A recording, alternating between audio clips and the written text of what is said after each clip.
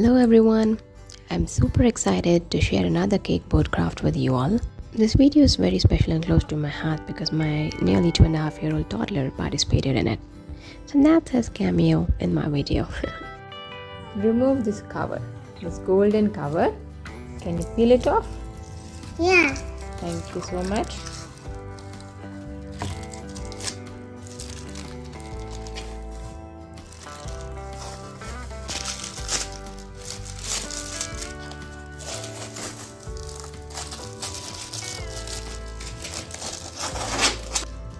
This side or this side? This side. This side, yeah?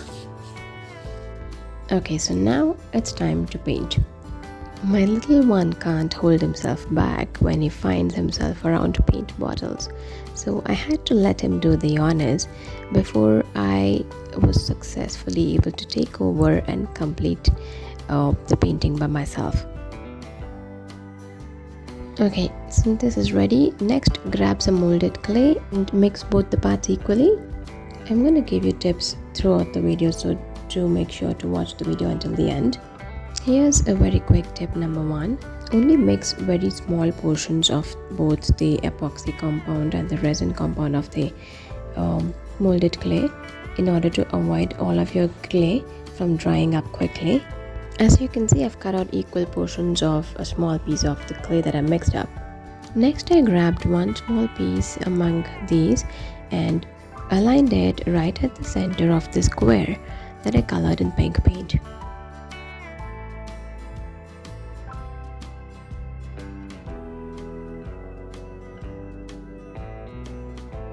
Here, I'm flattening it with the tip of my finger.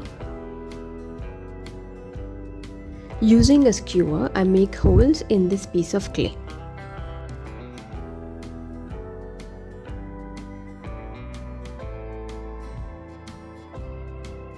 It's done. Next, I roll out some more clay.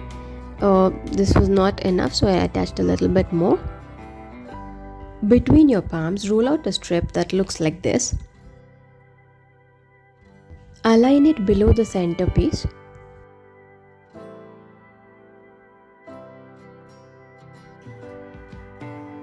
Using the tip of my finger, I flatten this piece out as well.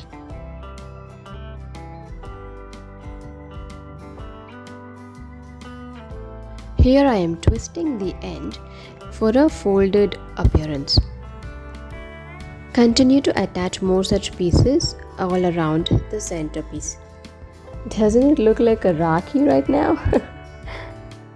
Okay, so tip number 2 for all of you. To achieve these 3D effects or 3D art, you can use the sculpting tools or any simple things lying around in your house like a toothpick or a skewer that I showed you earlier to achieve different types of textures. Here's tip number 3. Whenever you're working with any type of clay, make sure to spray some talcum powder on your palms to keep them non-sticky when you're working with the clay. I continue adding more petals.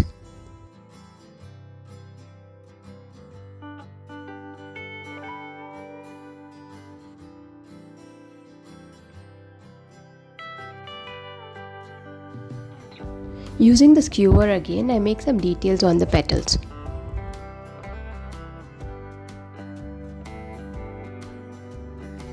Here's tip number 4.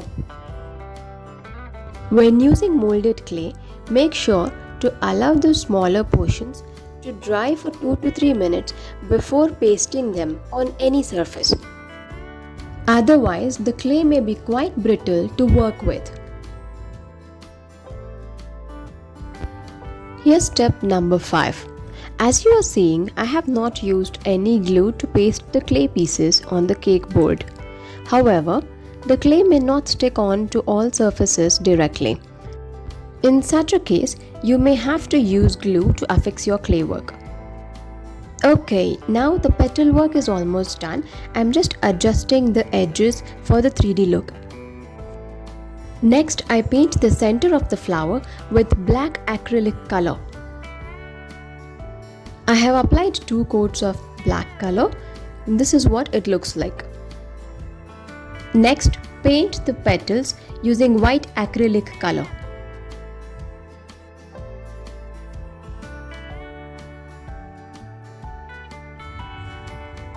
And it's done. Hope you're able to see all the 3D edges through this closer look.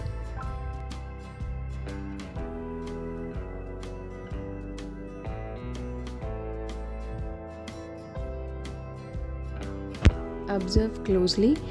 I've given a folded 3D edge to most of the petals.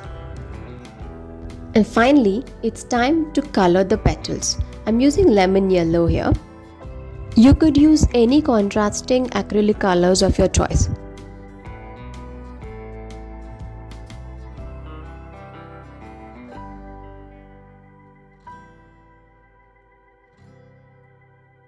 Color all the petals similarly and it's done. I also applied a second coat because lemon yellow is a lighter shade. You can skip this if you choose to use a darker color. Next, I colored the background in red for a neater finishing around the petals. So, sorry that I lost a clip somewhere, but I also painted the center of the flower with golden acrylic color. Also, I highlighted the detailing on the petals with gold. I painted the back with gesso.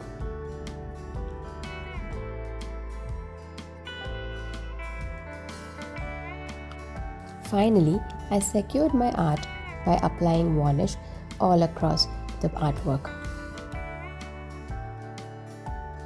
And that's it. Our very own handmade 3D flowers are absolutely ready. I made 2 others in purple and pink backgrounds.